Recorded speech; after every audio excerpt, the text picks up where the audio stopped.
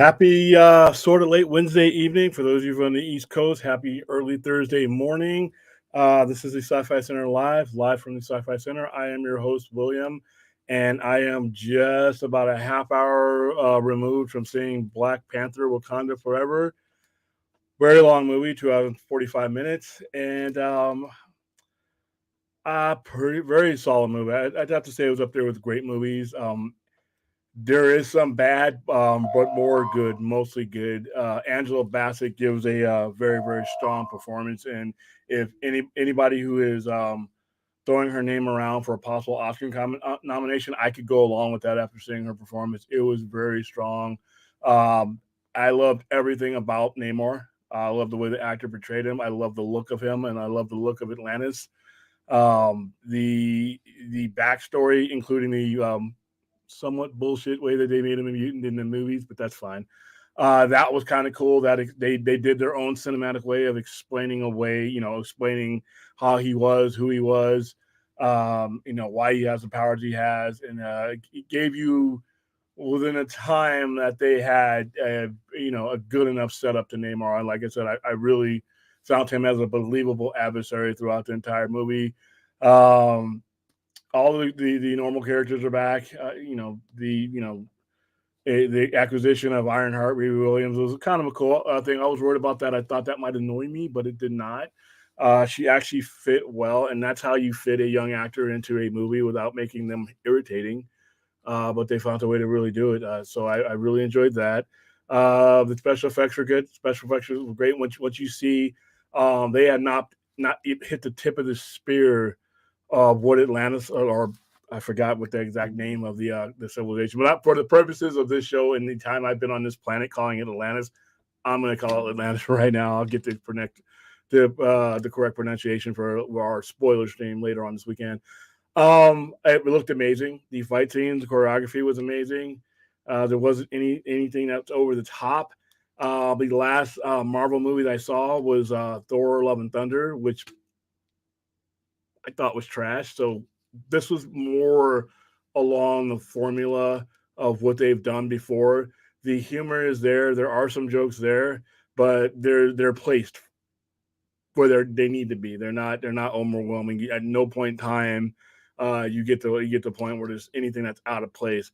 The only bad thing I have to say about it is actually three things that I had issues with. It's too long. It's a 2 hour and 45-minute movie, and it didn't need to be that long. There wasn't 2 hours and 45 minutes of movie there for me.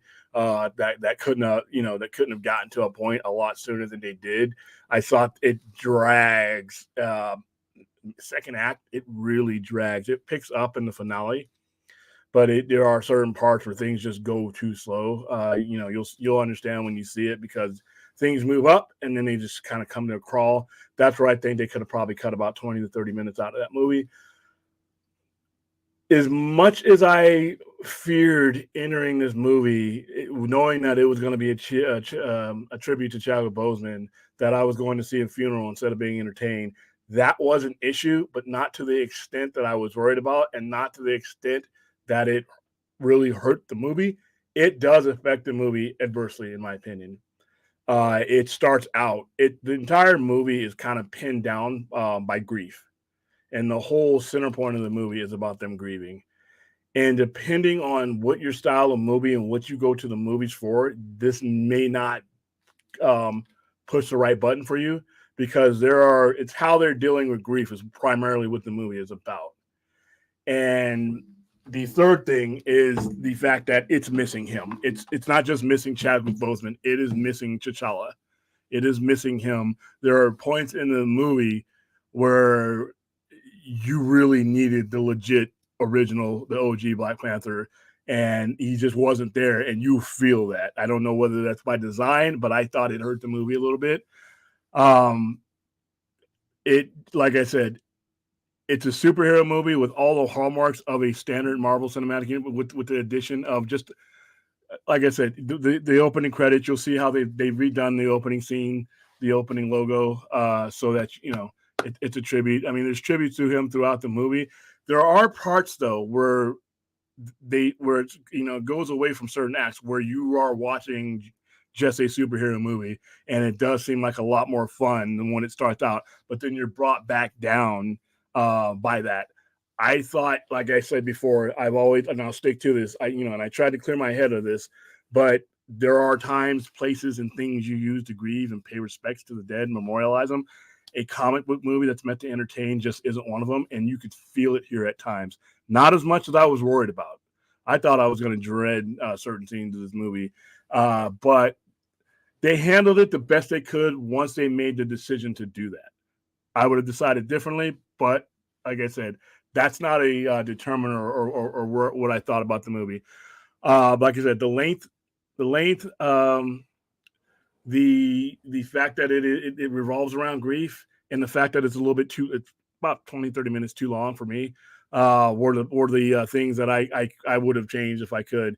The good parts, like I said, the Atlanteans or Tolkien's look great. The interaction with the characters that are there is great. I mean, the Dharma Lodge shines in this, and so does the general is great. I mean, she has some really strong performances that her and Angela Bassett play off of, and every minute that Angela Bassett is on screen, she's the best thing on the screen, including the scenes where she's face to face with Neymar. And I really loved what they did with Neymar. I loved his attitude, everything about him. But when she's on the screen, when Angela Bassett is on the screen, she is the dominant thing on the screen. And I can clearly see her at least getting nominated for something there. So I'm gonna go through the chat. I'm not gonna answer any spoiler questions because like literally it's Wednesday night. Almost none of you have had a chance to see this movie. We will do something a little bit more in depth probably later on this weekend, possibly on Sunday to replace our Game of Thrones stream. I'll do a stream like this. But like I said, I'll touch on things that won't ruin it for you.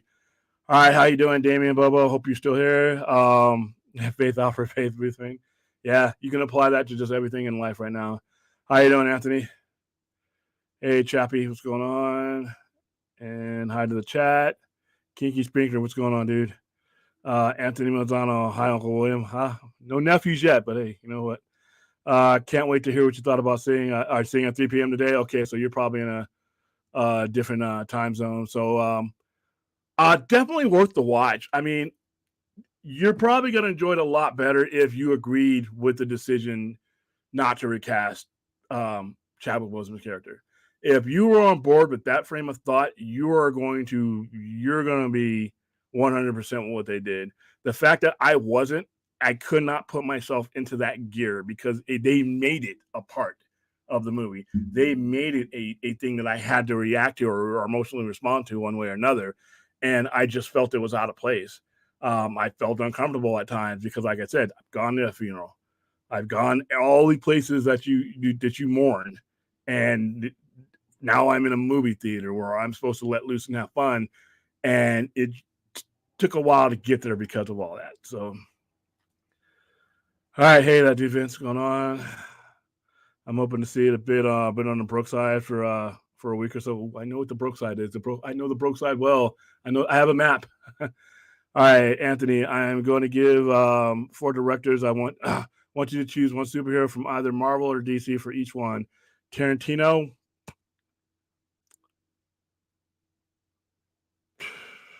I could see Batman. Francis Ford Coppola. Could also see Batman. Spielberg, Superman. Cameron, Green Lantern. Tarantino's a tough one because Tarantino fits a lot of these guys fit other movies, but Tarantino and Francis Ford Coppola could really do Batman. Francis Ford Coppola, by virtue of him directing Dracula the way he did, he could do just about any of these. But Marvel or DC. So if I was thinking from the Marvel side, Francis Ford Coppola would be for Daredevil. James Cameron, X-Men. Spielberg, Fantastic Four. Tarantino would be Deadpool if it wasn't Ryan.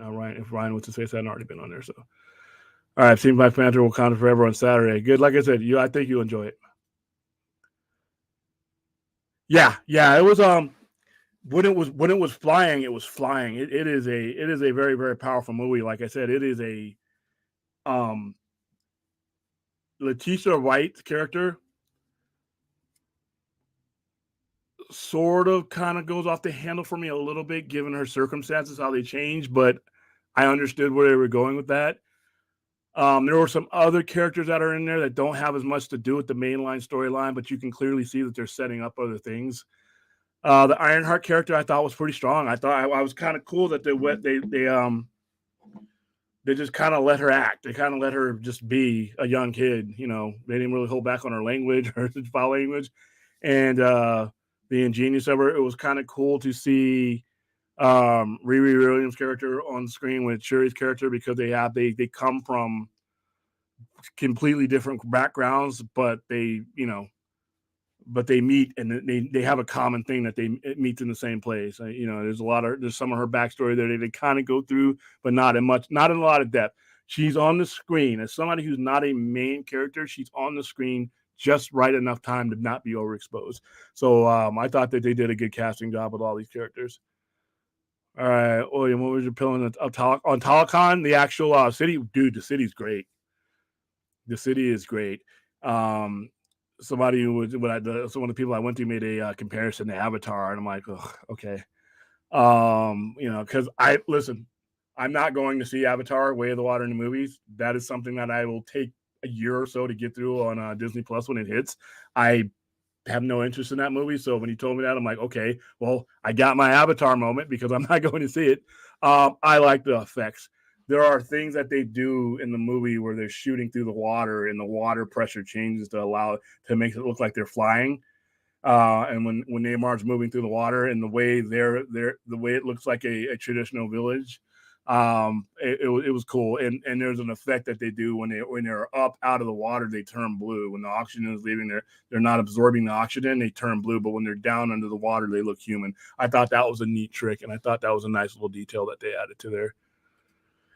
All right, William, when you saw Neymar with the wings on his feet flying through the air, did you find it ridiculous? Um, okay, so Neymar's wings, ever since I was a kid, these little itty bitty wings on his feet are supposed to make him fly like that at that rate of speed and balance him since the force is coming from his bottom, especially when he's shooting himself forward. There's nothing to really, wings won't do that. The dynamics and the physics of his wings was always impossible. But once again, I spent my entire life suspending my disbelief about him flying like that and these tiny little wings on this big, big, heavy dude. It just wasn't going to work. So it is as ridiculous in the movie as it is in the comics. In the comics, he's going at like supersonic speeds, which is absolute BS. And here, at least he's flying and he's bounding through the sky. So yeah, I thought they handled that well. And there's certain scenes where he comes down and he's hovering, and it's with a spear that I think are good poster moments. So it's a ridiculous concept that the movie handles well. I'll leave it at that. So Kinky felt like it was too long for the story to be told. 230. I say 220. I say 220. But you know, like I said, that's me nitpicking. But how you doing, Cisco E? Fourth 1000. I thought the first movie was meh. Not even watching this one. Okay, so the first movie, in my opinion, wasn't bad. I think the first Black Panther is one of the great all-time comic book movies, all-time achievements. But everybody's subjective. That's different from one person to the other. The first one is better than this one. I'm just gonna say that outright. This is a great movie, but the first one is, in my opinion, this is just this geek's opinion, is a far, far, far, far superior movie in every way. The fight scenes in the first movie are better, even though these are great. That's how great the original Black Panther was. Um, the special effects in the best one I thought were more crisper, especially when you're seeing Wakanda for the first time. I thought they used the technology a lot better in the first one than they did in this one. I thought, obviously it's for the most part the same characters. I thought, even though I loved Namor's character arc, and I think he was a great antagonist. I thought Michael B. Jordan character Killmonger was his plight was something I could relate to a lot more than Neymar's plight. And there was not really a lot of drag and there was no drag in my opinion in the first Black Panther. There are some drag scenes, and then ultimately this is going to be a subjective to the viewer as far as how they felt about the decision to recast or not recast T'Challa. T'Challa's in that movie. It's a Black Panther movie with the Black Panther in it. So in every way, I thought the original one was a superior movie, and there's not too many comic book movies at all that I put ahead of the original Black Panther. But once again, all film is subjective, and there is no wrong answer there. Okay, this whatever that was, Integrity 101. Zach, oh jeez, we ain't even talking about Zack Snyder right now, but okay. Integrity 101, Zach is back, and he would direct Zack Snyder 2, starring Ben Affleck, Henry Cavill's EJL has relaunched the Snyderverse. This is the first big do-over, and this is the first big do-over in cinematic history. Okay, man. I stopped doubting you a while back, but you know what? There's a lot going on this weekend in regards to DC. Cisco, I have been worried about this Wakanda Forever movie and not a fan of what they did and trying to do with Namor. They did a good job with Namor. If you read certain versions of Namor, the way Namor was supposed to have been presented earlier on when his first interactions with the surface world, this was very, very accurate to his attitude. The way, he thinks. There's something I really noticed. The way he thinks in this movie is the way Namor would think in the comics. I thought that was cool. I thought that even though he was, a little bit aggressive at first, as the movie winds on, he's playing a long game. He's thinking. And you'll see at the end, there's something that happens at the end where you think this guy's not just thinking what's directly in front of him. He's thinking 5, 6, 7 steps in front of him. And he displays that in this movie. I think if you give him a couple minutes, you'll like him. He definitely looks great. Okay, so 4th and 1,000. I might watch it. The Killmonger took up the mantle for whatever reasons. Now, he's a murderer. He's a mass murderer. Dude, Killmonger was an awful person. Even though his plight was relatable and his character was cool, he was an awful, awful individual with no honor.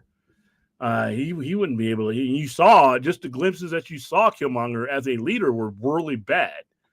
I mean, he almost led to the end of their civilization just with his own impetuousness. So that's just me, though. All right, Terry. Come on, RJ. We're all peace and love here right now. What does Zack Snyder have to do with Black Panther?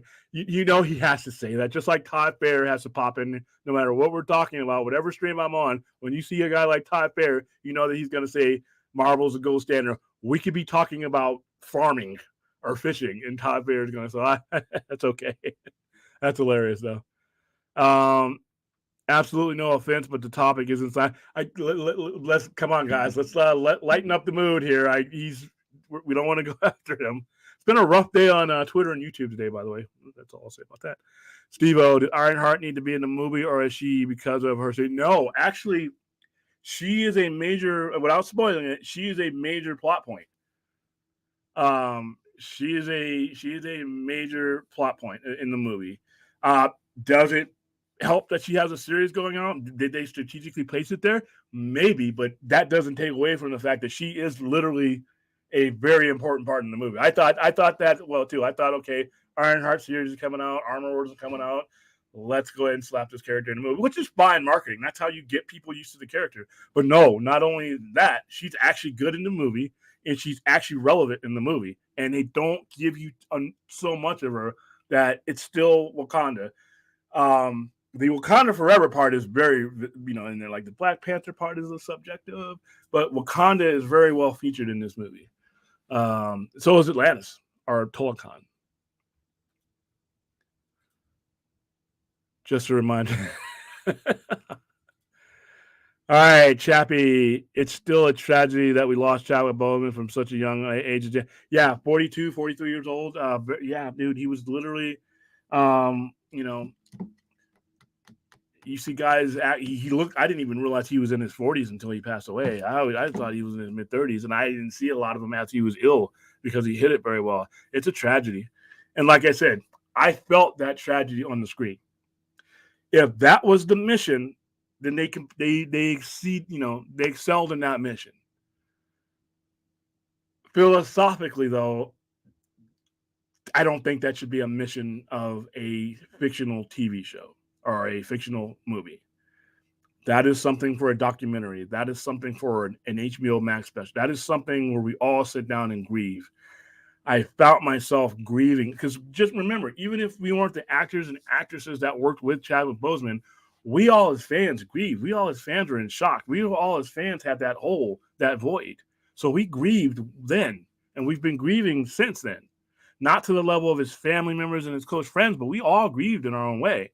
And we're being put into a position of basically grieving all over again, and in a place that really just not the place for that. So, but yeah, it is definitely a tragedy, and like I said, you definitely felt the hole in the movie that he's not filling. All right, was M'Baku king at the end of the movie? I can't answer that. That's a spoiler. Saw it last night, mate. Really enjoyed. Okay, yeah, because Australia, it's already out. You guys know the comment is coming. Let's not make it into something. I know it's coming. As soon as I see you in the chat, I know it's coming. It's like I know Anthony Beltre is going to call something trash. It's just these are things. Oh, you're fine to take it. I'm just teasing you. Yeah, it's really hard when we remember, guys, when we're saying things to each other, as I've learned every day since the internet. Just be wary of the context. Is not always as serious as it looks on the page. All right, I was hoping the story stood on its own. The story could have. The story that is there stands up on its own. They chose to grieve and then memorialize him in this movie. The story itself is a strong story. The conflict is there. Everything is there. But the problem is that you just felt that there were certain moments for me where the Black Panther, not a Black Panther, not someone in a Black Panther costume, not a replacement Black Panther, not a Black Panther Junior, not a Black Panther the Third, not a Black Panther, somebody with that drinks the herb and now you're Black Panther, not Shuri, the Black Panther. There were moments that needed T'Challa in that movie, and I know a lot of people are going to disagree with me on that. That is okay. You are not wrong to disagree with me at that.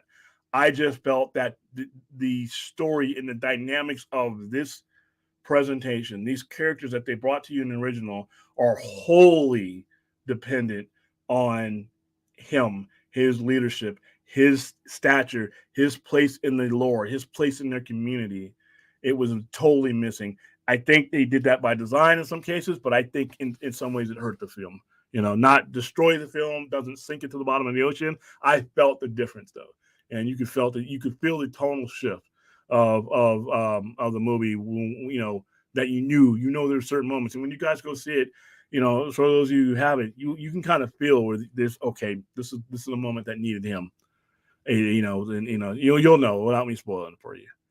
All right. All right, Angela. Yeah, she deserves at least a nomination. Like I said, I haven't seen all the best actresses that'll performances of the year. I know when I was watching her, she's got to be one of them. I know watching that performance and not seeing anything else, I just know Oscar award performance when I saw it. She is just powerful. I mean, from beginning to end, she is a powerful part of the character, and she makes up for somewhat what is missing with having the Black Panther's moral center, the Black Panther's strength and protections, the shield because she opens up the movie as she's queen, obviously. So she's had to retake that role because of it, because he's not there. So you just out of all the characters that had to handle the loss in the movie, I thought she did it the best, and she did it with the most strength. And she definitely, I would be surprised. I would have if somebody beats her out for an Oscar nomination. That's got to be one hell of a performance. I'll leave it at that. All right, Resident Justice. Now that all of Phase 4 movies and shows are completed with the release of this film, what's been the best movie or show of Phase 4? Is this the best movie released in this Phase 4? Is No Way okay? RJ, when it comes to phases, I get them all. I don't distinguish them that way, so I'm at a disadvantage. Was No Way Home part of Phase 4? If No Way Home was part of Phase 4, then this one for me, cinematically, edges it out. Not by a lot, but I love No Way Home. If No Way Home is as far as TV shows goes, ooh, Loki. Loki's still one of my favorite shows. I loved Loki. I know a lot of people were kind of mixed up about Loki. I loved Loki. I loved Falcon and Winter Soldier. So for me, those are up there. So yeah, if dude, um,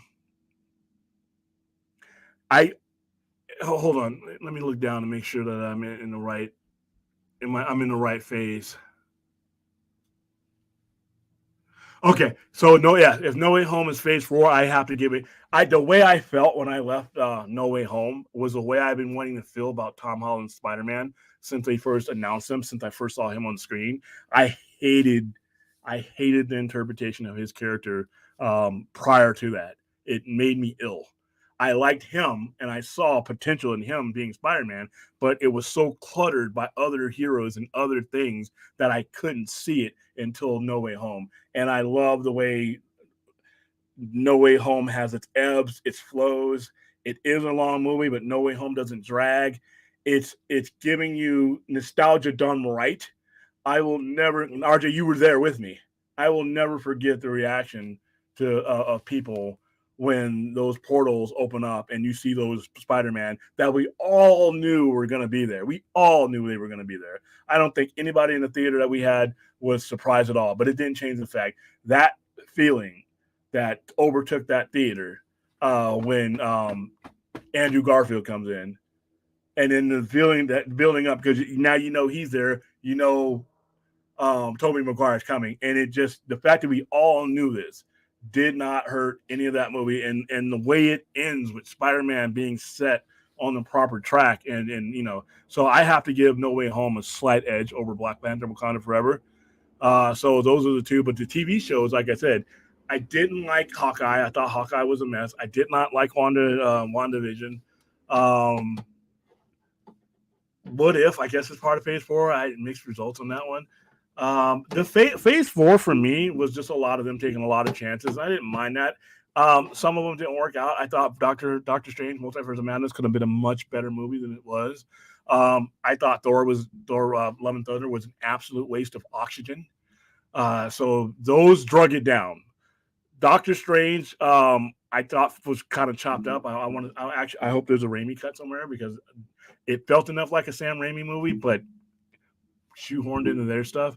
So Phase 4 was fine. Eternals, I liked Eternals.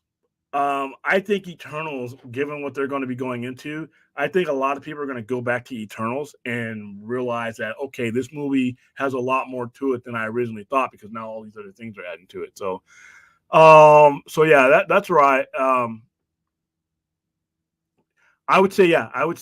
Oh no, actually no. So to answer your question, RJ, No Way Home to me is the best of Phase 4. Wakanda Forever is like right behind it. I mean, Spider Man can reach back and touch Black Panther. They're so close. And then as far as the TV shows goes, Loki was my favorite of all of them, right behind Falcon and Winter Soldier. So yeah, I hope that answered your question. If not, you can ask me again. I erased my comment, not trying to ruffle feathers or whatever. Oh yeah, yeah, guys, just don't. And if you give me a spoiler question, I might just screw up and answer it. That's my biggest fear is that I'm so automatically trying to answer questions that you may give me one that spoils it for somebody. So it's cool though. It's understandable. It's tough for me too. All right. I think Phase 5 will. It all depends on when what they're going. I think the hopes for Phase 5 with Marvel, the biggest problem I've always had with Marvel is just too much garbage there.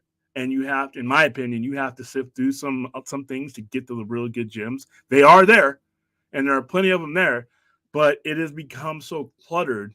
Not only is the story cluttered sometimes, a lot of times, the expectations of the fans really make it to the point where even some of them, these guys who enjoyed any dog snack that Marvel threw at them, they were up in the air to get it.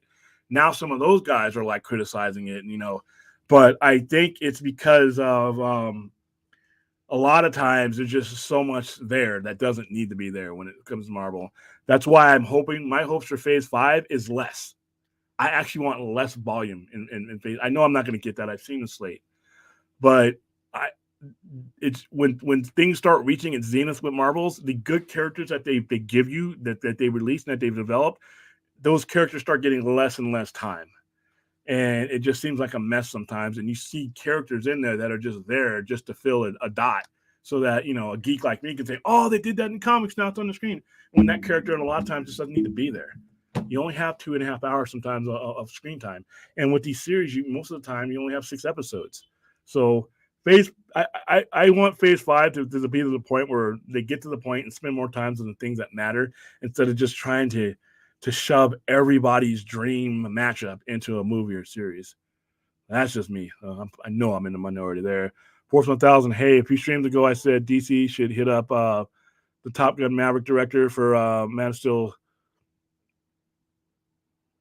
I would not be opposed to this at all. Would not he? I mean, he obviously, that he knows how to make a dynamic movie like that. He knows how to tell that type of progression story. So yeah, I have no, it's going to be interesting who they get for the new Superman movie. Is it holiday special Phase 4? I think so. Yeah, because it comes out this year. I think that's the last thing, right? RJ knows Phase 4 up and down. Don't know if I'm going to watch that, but it's there. It's on Disney Plus, so I have that option. All right. He says it Namor. I grew up calling it Namor, but in the movie he pronounces it Namor.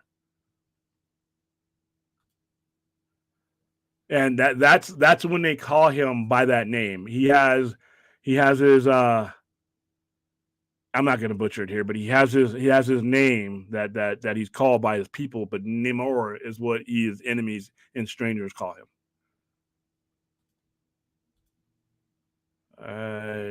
Yeah, he really is one of the best. That and whatever Jeebus comes up with.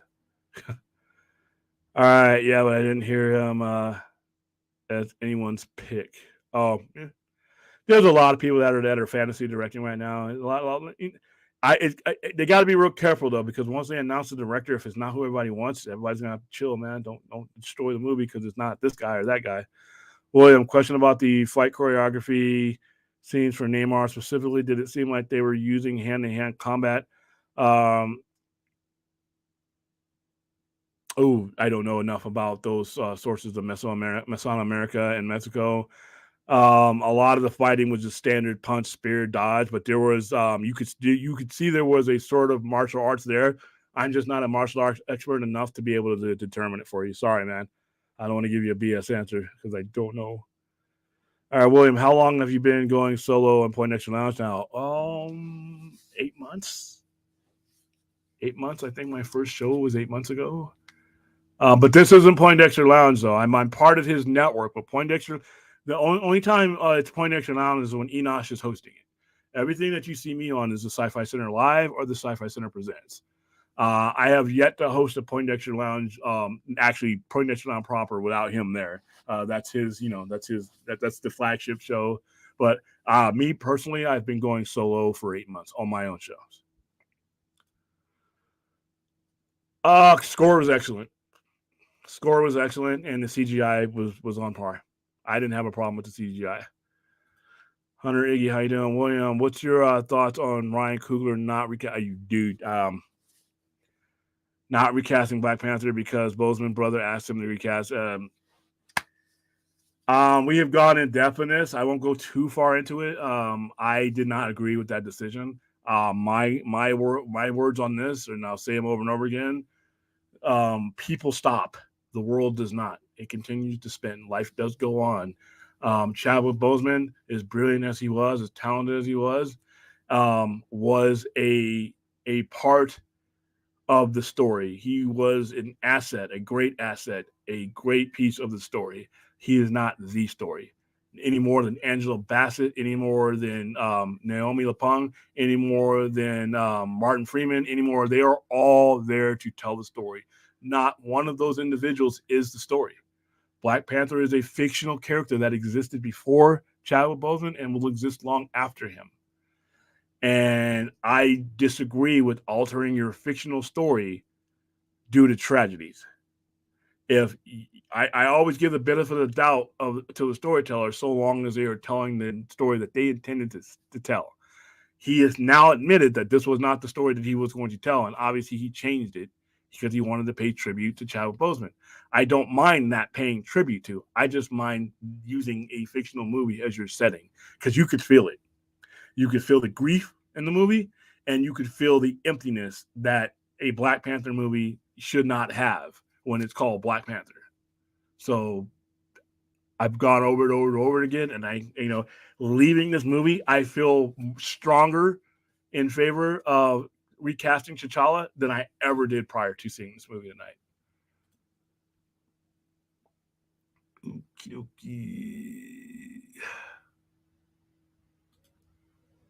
Since the beginning of the year, Integrity one. Oh yeah, roughly right around then. Really has it been almost a year already? Damn time. Yeah, it does fly, dude. 4 months, it'll be a full on year. I can't. It's been a little bit over a year and a half since I first jumped on the lounge as a guest. Yeah. They come up with their BS way to explain his mutation. I'm not going to spoil it because it's a critical part. It's actually a critical part of the whole story.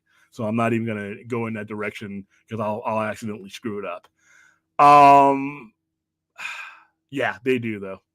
And the explanation that they gave you in the movie is far superior than the absolute horseshit one that they give you in the comics to 4 decades after the character was created. Oh, he's a mutant because we need to sell X books. The way they do it in the movie actually makes sense. And had they done that and like retcon things and done it that way, I could have bought that. It'll never take away from the fact that Nemar's not a mutant. But it is their character. They can do, they can say he's a bison if they want to. But like I said, just be open and tell the truth that you did it for money. Yeah, they do touch on it. They do touch on it. Force 1000, Killmonger, I felt, made the first movie all on his own. But the fights felt like CGI rubber. War Rhinos or War Rhinos. Oh, you're talking about, when he used the rhinos. And Killmonger's plan was pure Dr. Evil dumb. His plan was stupid at the end. I do realize that. But I think what drives Killmonger and what makes him a superior villain, that more so than a lot of comic book characters, is that I could see me sitting there, listening to him, his explanation of why he's doing it, and completely being on board with it, completely understanding it. Now, his means of carrying it out were horrible, and that's what made him a villain. That's what made him irredeemable. But I understood where he was coming from, especially as a person of color, and him going to the inner city and his statement that Wakanda should be sharing all this to all the underprivileged people all around the world. And when he's made that comment, there's 1.5 million people that look just like you and me that don't have anything, and here you guys are keeping us all to your kingdom. So I understand where he was coming from. But his plan, the way he executed it really, really didn't do much for him. But like I said, he's in a better movie than this one was. William, I can understand why people are upset that they didn't recast T'Challa, but I understand why Marvel didn't recast him and are waiting for Black Panther 3 to do it. I understand their reasoning. I just don't agree with their reasoning. They have, this is a company that has always made their stories and put their story first. And that's what I always say. Whenever you're in a conflict of anything, you're at a crossroads or there's divide, whatever, story first. Everybody, including the fans, is there for the story. The director is there for the story. The screenplay guy, everybody is there in support of the story. So the story has to come first. All right. So the story that you originally were going to tell should have taken precedence over anything. And if you needed time, it's been 2 years since Chadwick Boseman passed away. If you needed more time, if you needed another 6 months, that would have made it 3 years. I mean, at some point, you have to move on. I mean, people go to work, coworkers pass away, close coworkers. I've had coworkers who I've, wined and dined with pass away.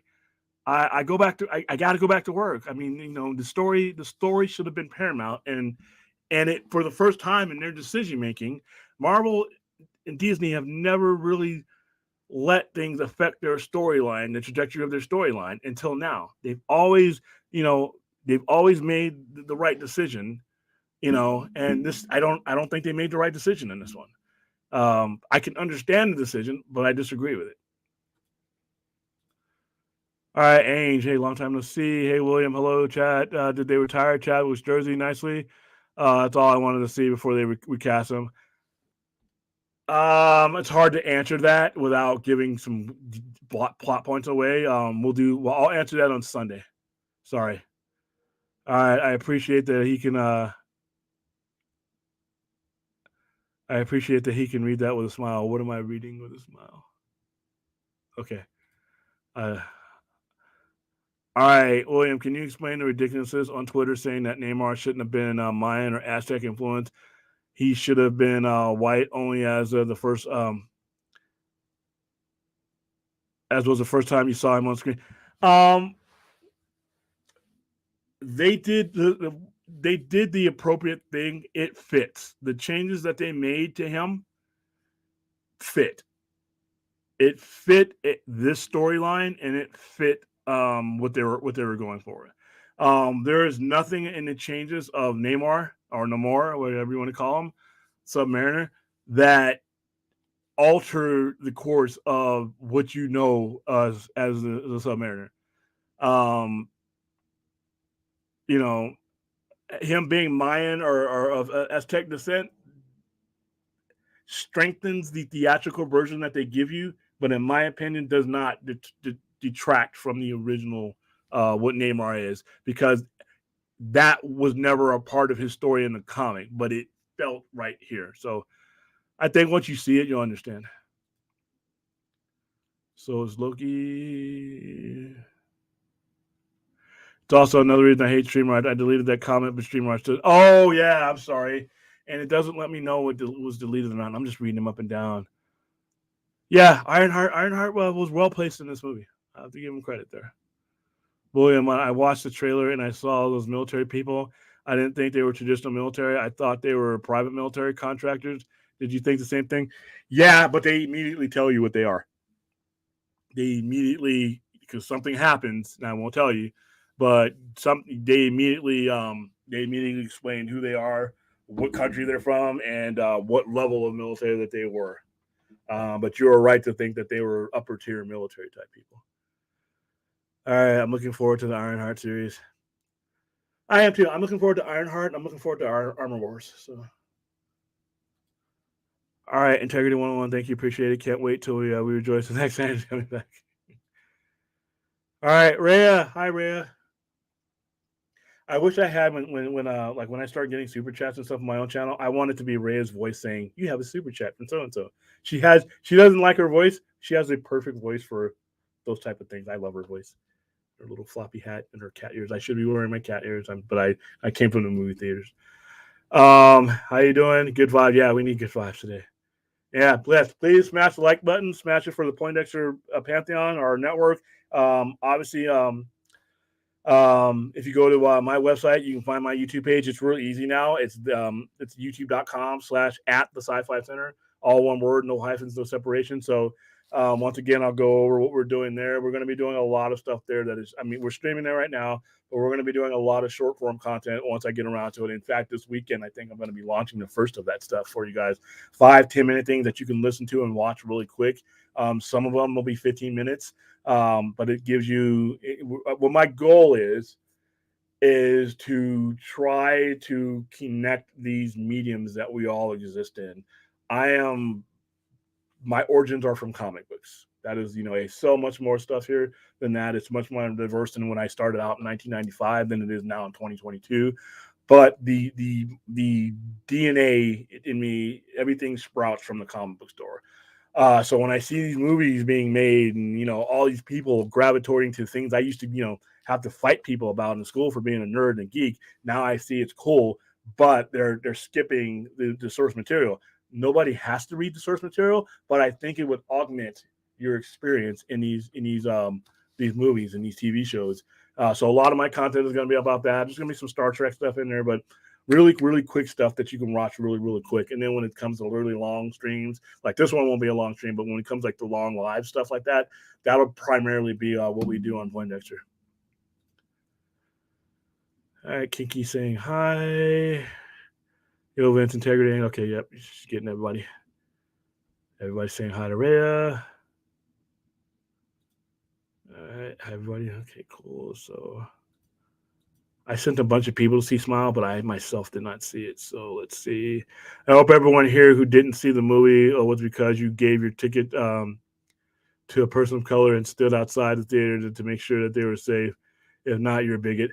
Okay, Fourth 1000 is joking, but there is some silly shit going on with that. I don't want to go into that tonight because I heard about that and I saw videos about that. I'm like, I stared at the screen and like, are you kidding me? Like, but yeah, hilarious. Hey, Rhea.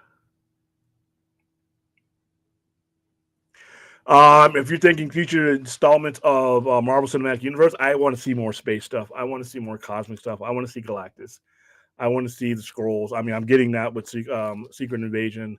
I am more of a, and then at the same time, I do like their street level stuff. I mean, I'm looking forward. I'm hoping Daredevil is what it was, if not an improvement. So I'm looking forward to that kind of stuff. But future installments of Marvel Cinematic Universe stuff, I want them to go to space. I want them to be battling. I want the fourth, fifth host of the Celestials to be dealt with. Um, Fantastic Four, I think, is my way to get to all that. So that's where I think the stories in some cases have outgrown the Earth plane. I think it's time to start either going to other worlds or making the big threats come to the. I really, before I leave this planet, knock on wood, I hope I'm here a long time. I have to see Galactus on the live screen, not that cloud dust thing from Fantastic Four 2, but I want to see a proper Galactus. Once I see that, then I can go.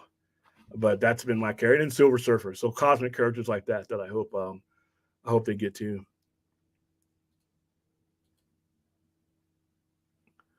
Okay, don't know what you're referring to. Oops, Anthony.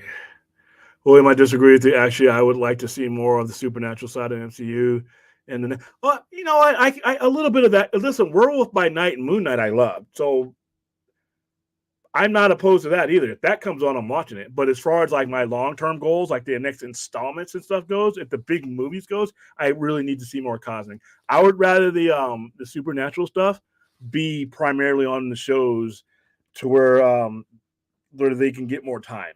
I don't think Man Thing on a MCU movie is going to give the time that he needs. I don't think Werewolf by Night. If the Werewolf by Night is just going to be a bit character, in the background. I'd rather see characters like the supernatural ones that they brought forth be where I got episodes, or they're in other shows with 6-7 episodes at least.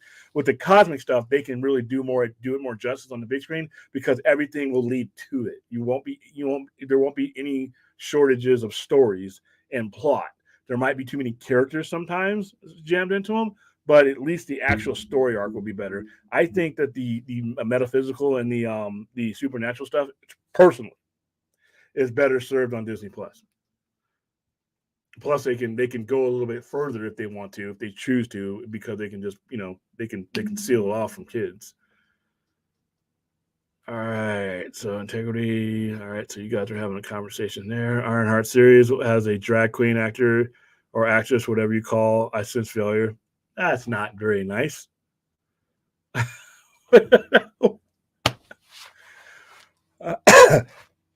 First of all, I don't know enough about the show to know what that character is playing, if they're even playing a drag queen. And somebody's preference as far as how they dress really is not going to have much of an effect on whether they can perform or not. Look at Mason Alexander Park. I mean, geez, there's not anything I don't want to see them in, and the voice on that particular individual. So I don't, to me personally, I don't think that's enough to harm a series. But there you go.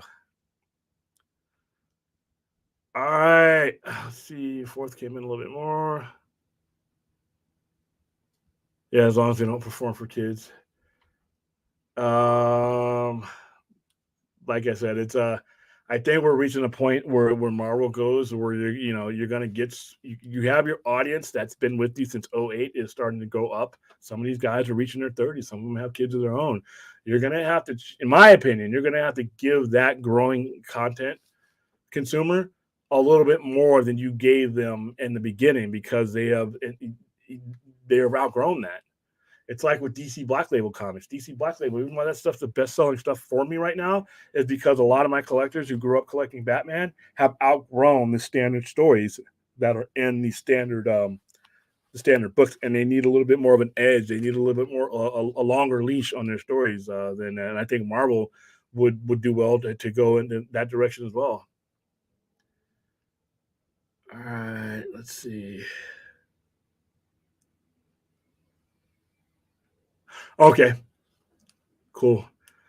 Even though okay, even with that, I can kind of apply that to the film because I thought Zod was an excellent villain. I thought Michael Shannon did an excellent job.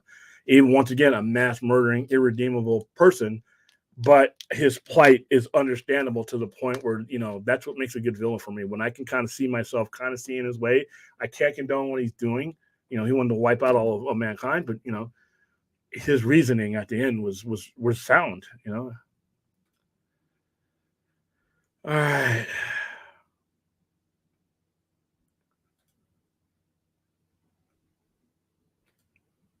Integrity William, did you lose all your superhero Blu-rays named? Oh man, I don't really buy a lot of Blu-rays when they came out. Oh, if I lost, oh man. Some of them I never owned on Blu-ray. If I could have that back. Man of Steel is going to be on The Crow. I guess The Crow's not a superhero; it's a comic book movie. The original X Men, the original, the very first Fox X Men Days of Future Past, maybe those are in there. I don't buy a lot of physical media. I am a slave, like bad word, to digital media these days.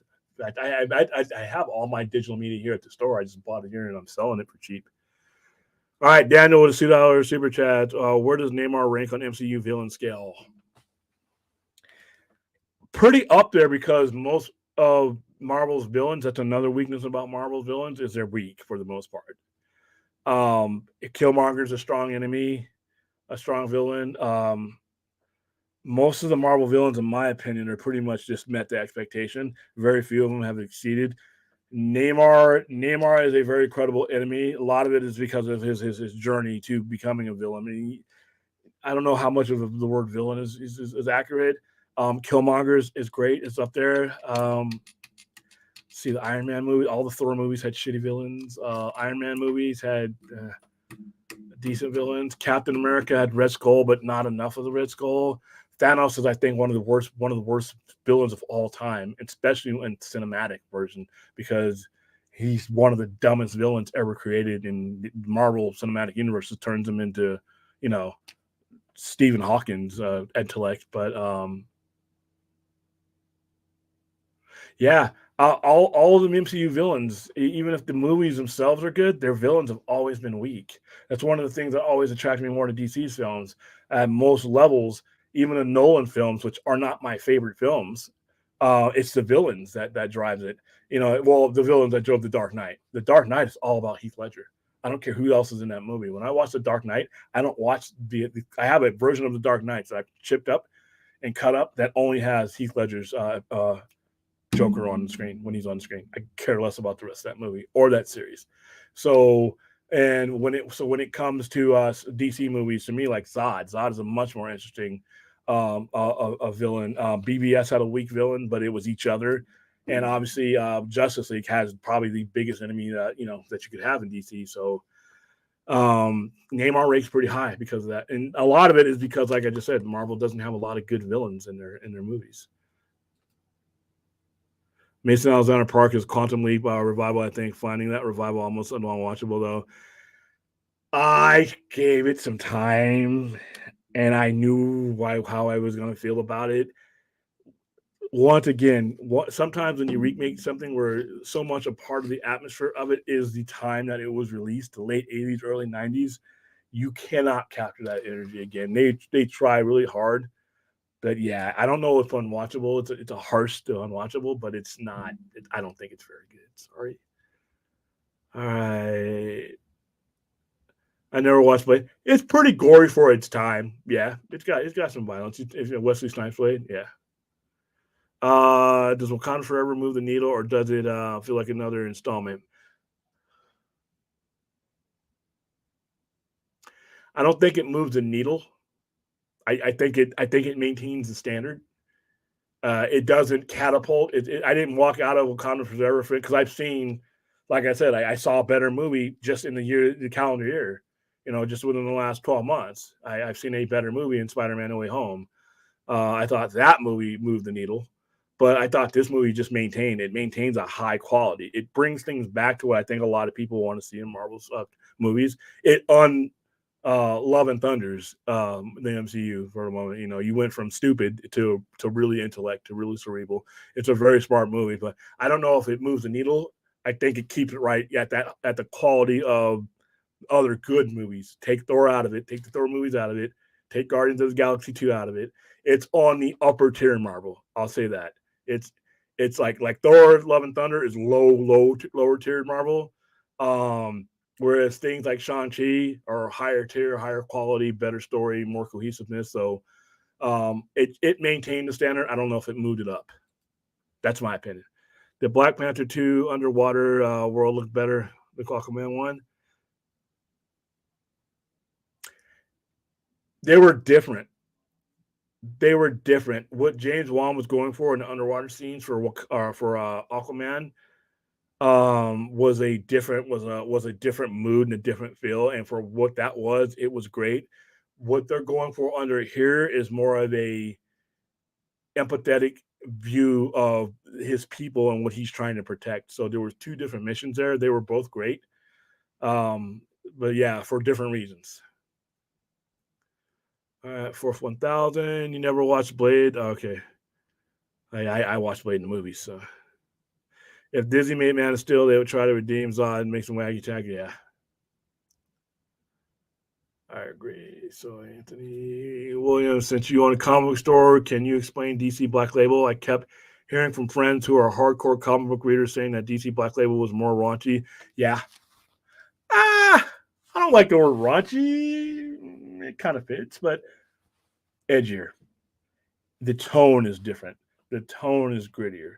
The tone brings you in. This is just me as a fan of DC Black Label. The tone draws you in. The way they draw it is differently. They were given a mandate to give each one of these books a look and feel, even if it's not dark and gritty Batman. When you're looking at Human Target, you feel like you're in a different space, even though it's the same superheroes that are in the standard book.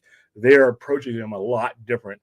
It's they're giving you more credit for being a more thought-provoking reader or thought-provoked reader than anything else that they put out. So yeah, raunchy. I guess I don't know raunchy. Raunchy's kind of sleazy. Edgier, edgier. Let's go with edgier. All right, you guys are still talking about Blade, Wesley Snipes. Oh yeah, Demolition Man. Oh my goodness. Let's see, Passion. Now we're talking about Wesley Snipes' filmography. For me, Killmonger and Namor are not villains; they are antagonists when it comes to comic book. Killmonger's a villain. Killmonger endangers people. Wantonly endangers people. He he indiscriminately kills people. He indiscriminately causes people to get killed, and he has no remorse. And it's all about his goal. An antagonist I can relate to. Namor is more of an antagonist than I would go along with that for Namor or Namor. I'm going to call him Namor. Killmonger is just a is an asshole. I can relate and I can understand where he's coming from, but he still makes decisions in there that are villainous. Neymar is different. Once you see the movie, you'll understand where he's coming from, and it makes him less of a villain and more of an antagonist. All right, Simon Phoenix is one of those. Oh, geez, come on.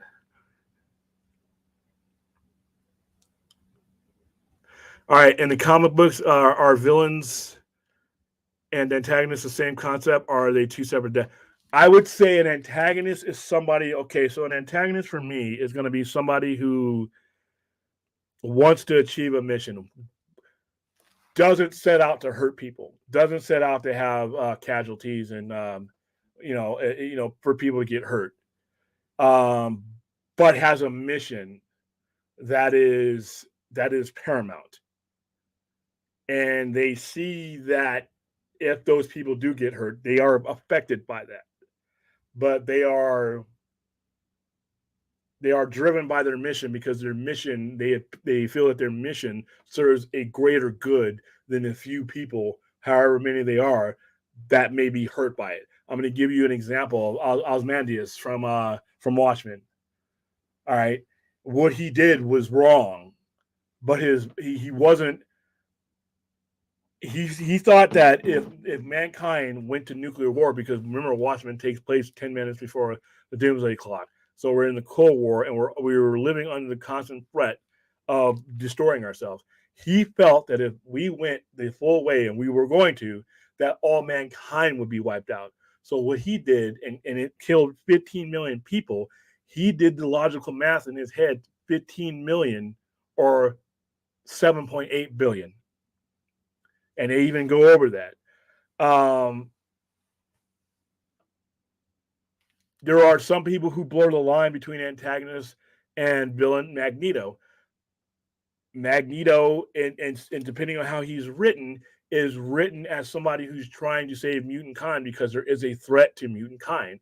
What he does by killing and causing people and putting a lot of people in danger, he figured is for the greater good of what he's trying to do. He feels that he has to do that, or something else is going to be harmed. That's an antagonist. Zod, the way he's written in Man of Steel, was created and designed. Was created. Everything he did, and he explained himself explicitly at the end, was for his people. If it weren't for the fact that he was designed to protect his people, he wouldn't be a villain. If you take out the cause, whereas the Joker's a villain, Penguin villain, people, Robin, those are your common villains, and Loki is a villain. I mean, these are villains for people who want to enslave entire populations, and a lot of that is going to depend on the point of view you're coming to as a reader or the viewer. So, all right, you're going to check something out. Money Train. Okay, listen, we're going up and down. Wesley Snipes. Oh, geez, more on Wesley Snipes. Integrity. All right. So personally, I think the Nolan movies are vastly over. I'm with you. They are the Nolan trilogy is one Heath Ledger Oscar award winning performance away from just being good movies. Because I'm sorry, that movie doesn't make $1 billion without Heath Ledger's legendary performance, and The Dark Knight Rises doesn't follow in its wake to make that kind of money without Heath Ledger's Joker. Sorry, even though he's not in that movie, it's that movie brought. Because remember, the first Batman Begins was like a $400 million movie. It didn't make a lot at all. And the Dark Knight, without Heath Ledger's legendary performance, is probably maybe a $600 million movie. And it ended up doing what it did. Some people think that's because Heath Ledger died making it. That I know that helped The Crow, unfortunately. So yeah, I agree with him 100%. All right, Manzano, William, why do some of your comments that you're reading not show up? Oh, yeah. Okay. So I don't have a way to filter the comments. I'm looking. StreamYard has the comments. All comments are coming up. There's nothing to signify that a comment that's been deleted or that's been hidden or anything else. The only way I can do that is if I had somebody with me, or if I have if I go look at the YouTube screen, and the YouTube screen will show that they're missing or that they've been hidden. But it's hard to look at both screens because my timing is off because it's a slight delay of what's going on the YouTube screen versus the StreamYard screen. So I'm reading and I'm doing stuff like that. So yeah, I just have a habit of, and I read the comment if I don't think it's offensive or anything. So sorry. All right, I'm about to wrap it up. Yeah, well, Batman's penises and the Batman down, the issue that had to be taken off of the shelves. So yeah, I get you. Yeah, raunchy. I just like the word raunchy. Just seems like it's like Penthouse or Playboy, which nothing wrong with those, but it just makes I don't know. Okay, raunchy. We'll go for it. I meant like Bale just doesn't. I mean, um, I prefer. Like I say you guys all know if I prefer Ben Affleck's Batman. All right, guys. I am going to one last question. That's going to be fun. Uh, oh no, that was you. That's Dark Knight Rises taking place during the day. Yeah, and I couldn't stand Tom Hardy. That's the one movie that I could not stand Tom Hardy's voice in. By not recasting T'Challa, it's like they're saying his character is not important because it lets say the actor that plays Captain America dies. Do they all not recast? Yeah, that's what I mean. That's what I mean. And then I there's so many instances where it's just you know I just felt it in this movie. It wasn't bad, just different seeing my heroes in that light. Oh, okay. So top three Batman films. The Batman is actually my favorite. Not my favorite individual Batman, but my favorite Batman film.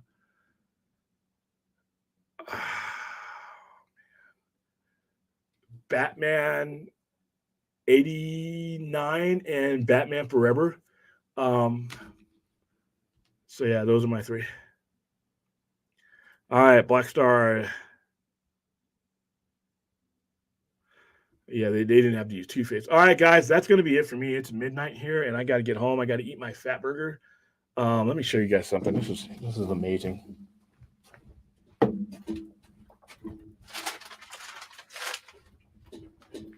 There is a fat burger for those of you. I don't know if there's fat burgers anywhere else outside the West Coast, but you know, they're here in Vegas, and they have what's called a triple X. It's a beautiful thing. Now, for those of you who never met me in person, I am 6'2", about 250, 260. Pretty big guy with pretty big hands. You can see that. Look at this. I'm about to dive into this bad boy. I'm going to have to sit with a rotating table to see at what angle I want to attack this bad boy with.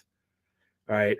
When I went to go see this movie tonight, knowing that there was a fat burger at Red Rock Cinemas, that was my yes. Going to see Black Panther Wakanda Forever was on the top of the list for the night, but knowing that I'm going to look at this, my hands are huge. Right? Look at this. My phone. I have a huge phone. Look at this. This is to give you a size reference of look at Darth Vader's head. Look at yeah. So I've earned this. I treat myself to something this big every now and then. 1.5 pounds, and it's like a small child. So that being said, I gotta go partake in this thing, this beautiful thing, and thank you guys for joining me. Thank you guys for continuing on my journey as I hopefully improve with every show, and if you have any other questions or comments, just go ahead and leave them in the comment section, and I will do my best to answer them.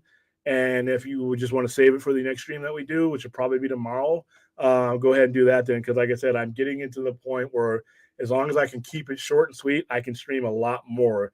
I don't want to get to the point where I'm so tired, but right now I'm a night owl to begin with. So right now, what I do fits my schedule, and as long as we can continue to do them, I can go 4 or 5 times a week, including our Friday show, including our overnight Saturday night show, and then Sunday night we're going to do a spoiler filled one with Black Panther Wakanda Forever. That way, you guys get a chance to go see it in the movie, and any co-host that I have will have had time to see it. So while you're here, go ahead and head over to the sci-fi center.com and follow me on all my social media. It's right on the entry page. And go over to my page. If you're already here, you know about Point Nixon Lounge, but head over to youtube.com. Actually, I messed up. It's youtube.com / at the sci-fi center.com. and join me there. And that's it, guys. Thank you for joining me, and we will see you on the other side.